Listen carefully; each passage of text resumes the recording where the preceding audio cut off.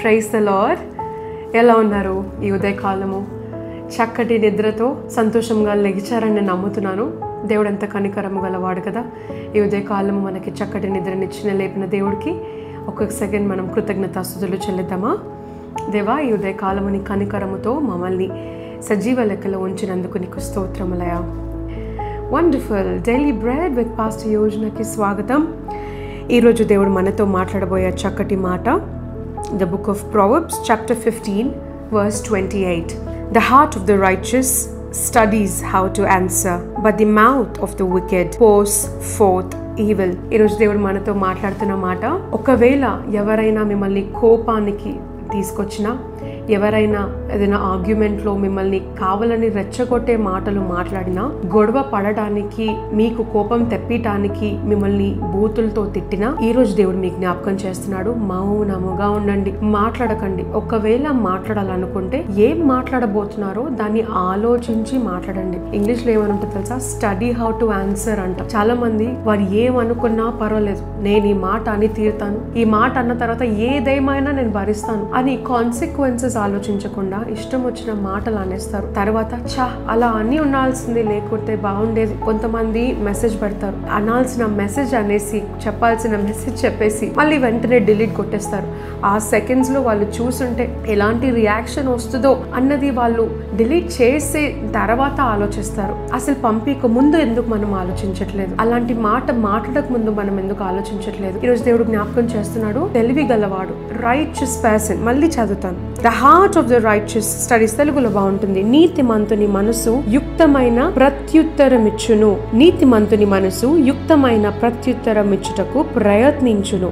భక్తిహీనుల నోరు చెడ్డ మాటలు కుమ్మరించును. నువ్వు క్రైస్తవుడే ఉండొచ్చు, భక్తిహీనులు అంటే దేవుని నమ్ముకొని వారు అని అనుకోద్దు. దేవుని నమ్మిన వారే, క్రైస్తవులే, సంఘానికి వెళ్తున్న వారే, ప్రార్థనలు చేస్తున్న వారే, ఉపవాసాలు చేస్తున్న వారే. కానీ ఒకవేళ ఇవన్నీ చేస్తూ నువ్వు యథార్థంగా లేకపోతే, దేవుడు చెప్పిన మాటల్ని బట్టి మనము పరిశుద్ధాత్మని ఫలాలతో మనము లేకపోతే, దేవుడు అంటున్నాడు మనము భక్తిహీనులమంట. ఏ భక్తి చూపిస్తున్నావు ఈరోజు?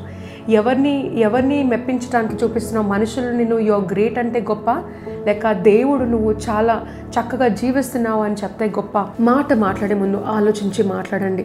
ఒకవేళ అక్కడ నువ్వు అనాలి అని నీకు ఎమోషనల్గా అనిపిస్తే అనకండి. Think, study how to answer. Study అంట, చదవాలంట. ఇలా చెప్తే ఏమవుతుంది?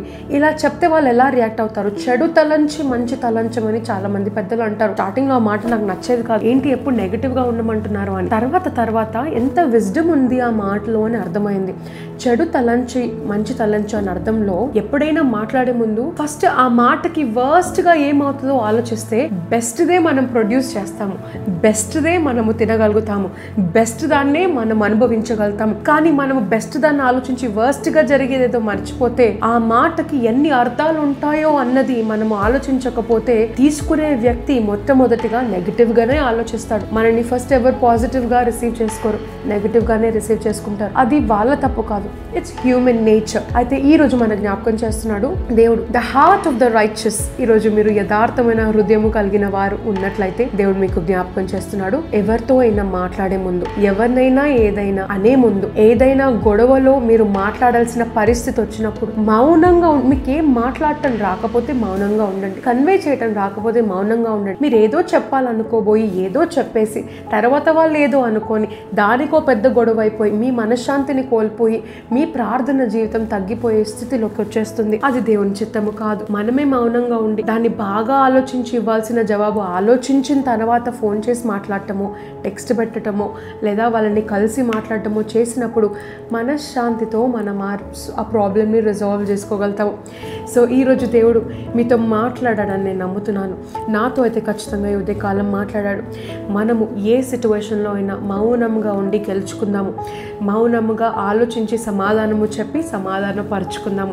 కళ్ళు మూసుకుందామా, చిన్న ప్రార్థన చేసుకుందాము. నజరేయుడైన యేసయ్యా, ఈ ఉదయకాలము మమ్మల్ని లేపినందుకు, ఈ చక్కటి వాక్యము మాతో మాట్లాడినందుకు నీకు స్తోత్రములు. The heart of the righteous studies how to answer అని అన్నావయ్యా. ఈ రోజు నుంచి ఎలా మాట్లాడాలో, ఎలాంటి మాటలు సమాధాన పరుస్తాయో, మా ఈగోని పక్కన పెట్టి మా సెల్ఫ్ కంట్రోల్ ని మీరు పెంచి ప్రభువా నీకు సమాధానకరమైన ఈ చక్కటి సంబంధాలను మేము మెయింటైన్ చేసే శక్తిని మాకు దయచేయండి. మాటలు మాటలు మాకు ఇంకా నేర్పించండి అయ్యా. తెలివితో మాట్లాడే మాటలు, జ్ఞానవంతులుగా మేము మాట్లాడే మాటలు మాకు నేర్పించండి.